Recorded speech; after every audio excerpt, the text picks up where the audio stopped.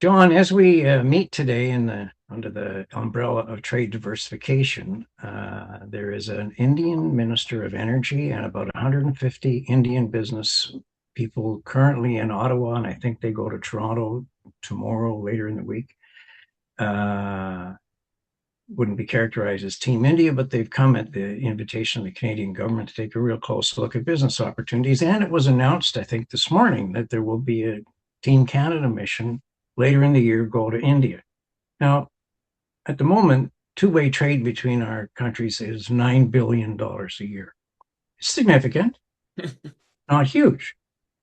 But in the press release that the government issued today, announcing that there would be a Team Canada mission to India, they're looking at trying to build two-way trade to $30 billion by 2030. That is one heck of a, let's say, aspirational goal. And as we've already spoken in terms of employment, swings and roundabouts, it's about $5,000, $6,000, 5 or 6,000 employees a job per $1 billion of exports. So it's a lot of activity. This is very important. The Prime Minister has been assiduous. He's probably put more miles on CAN 001 than any Prime Minister has in the same period of time, and he's done it extremely effectively. It's terrific that the Indian Minister is here. Between the two countries, we have an amazing Indo-Canadian diaspora to leverage. We have many opportunities. But let's remember that governments don't trade. Underneath that mission, underneath the efforts of the Canadian Prime Minister and the Minister of International Trade and the Minister of Energy, must be a myriad of businesses, sub-suppliers, supply chains, getting in position to diversify our trade. Now, I have to say that those missions, that approach, was very common in Canada in the 1990s. Jean Chrétien led Team Canada missions in the 90s and 2000s to many, many places. And when I left the Foreign Service in 2000 and joined the Saskatchewan Trade and Export Partnership, I had the opportunity to travel on a Team Canada mission to China, a Team Canada mission to Europe, and a Team Canada mission to the United States. And I want to discuss just a little bit that Team Canada process and how it works. I'm going to pay particular attention to a visit to Moscow in the year 2002 with 300 to 400 Canadian business people. That trip went to Moscow, went to Berlin, and then to Munich. And it was amazing. Businesses who go on those missions, of course, are paying their own expenses, and so they're doing their homework, and they're doing whatever they can to bring the relationships they already have to a point where there can be some serious discussions, leveraging from the fact that the Prime Minister, and indeed on that trip, 8 premiers were present. And I saw that work.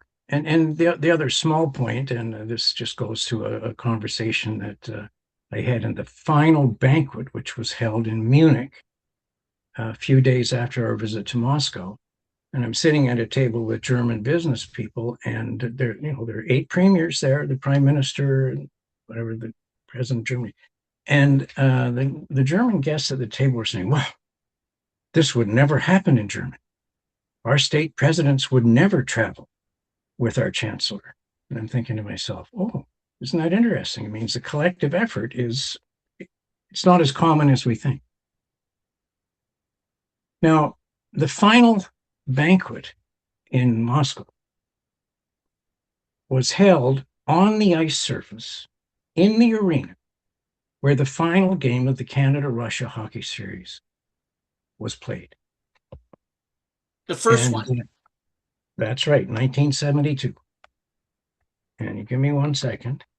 Present for the event was Frank Mahovlich, who was a senator at that time, Serge Savard, Yvonne Cornoyer, and Rod Sealing. who Mhm. had been players on the 1972 team. Yes. And to my recollection, most of the members of the Russian team No. were present. I met Tretiak, the famous goalie, Yes. Yes. and also present was Vladimir Putin. No, you're Of kidding. course, this was the prime minister's official invitation, return invitation to the president of Russia, and it was amazing. Uh, the prime minister gave each of the hundreds, because there were many Russian VIPs and whatnot, as a gift, a hockey puck with the emblazoned the logo of the Canada-Russia hockey series and the date and all that good stuff. Wow. So great. Now, it was interesting. It was fun. It was more than that. It was a part of a real effort by the government of Canada in the 90s and 2000s to diversify trade. And at that time, the Russian government, Mr. Putin, was reaching out to the world. When were the energy deals done with Western Europe? When were those pipelines built? We were looking at a little different world then. Hmm. Within 10, 12 years or a little bit longer, no, it was about 10 years, 12 years later, the Russians decided they wanted Crimea. And then when it came to celebrate the 50th anniversary of the Canada-Russia hockey series, that's the year that Russia invaded Ukraine. Hmm. Now, there were a lot of events planned to commemorate that amazing series. We all know where we were when Henderson scored that goal. Yeah. Uh, One of Beverly's uncles, my wife's uncles, was in the arena. He paid his way from Lethbridge and was there to watch. Beverly and I had just enjoyed a lovely dinner in the residence of the Canadian ambassador in Port-au-Prince, Haiti. And after the meal, he had set up his shortwave radio, tuned to whatever station carried the. I heard Henderson's goal on the shortwave radio in the ambassador's garden in Haiti. Now, as a part of the commemoration of the Canada-Russia hockey series, one of my former colleagues in the Foreign Service, Gary Smith, and his wife L'Oreal arrived in Moscow to take up a posting to the Canadian embassy. They had both been given Russian language training for about a year before the posting.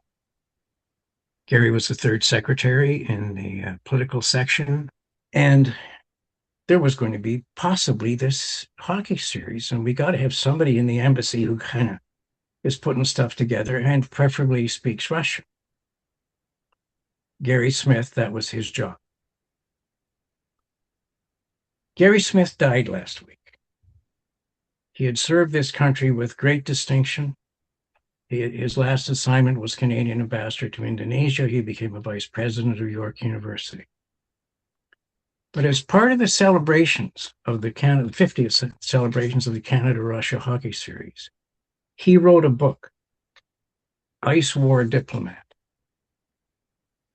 This is required reading for anybody in Canada who loves hockey, whether you were present, alive, or your parents remember where that goal was scored, when that goal was scored. It is an amazing story.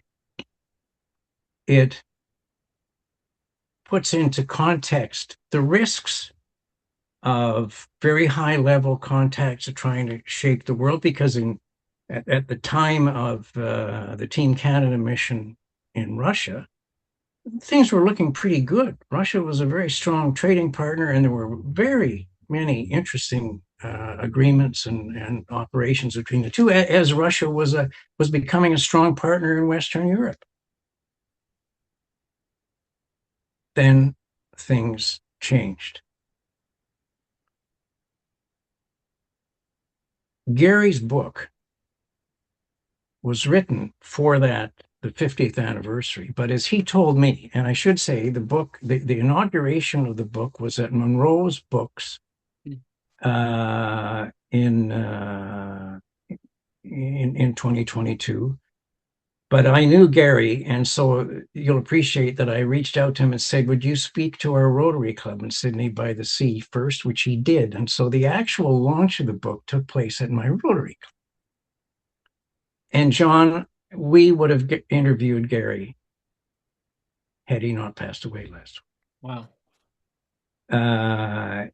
It's an amazing story. And what Gary wrote, yes, of course, he wanted to sort of register the inside story of all the negotiations and all the stuff that went back and forth of an amazing, unforgettable Canadian international sports experience. But he wrote it also so that people in Canada could understand what the Foreign Service was all about. And it's in that spirit of one of my former colleagues who wanted Canadian public to understand the role of the Foreign Service, which takes place in far off Cathay and all that kind of good stuff, in a particular event at a particular time. I cannot recommend more strongly that all Canadians, whether they're hockey fans, their parents heard Henderson's goal, whether they're interested in international politics, whether they like to reflect on the amazing and disturbing events of this very day, John, to read Ice War Diplomat by a very distinguished Canadian, Gary Smith, published by Douglas and McIntyre in Vancouver. It's a page turner.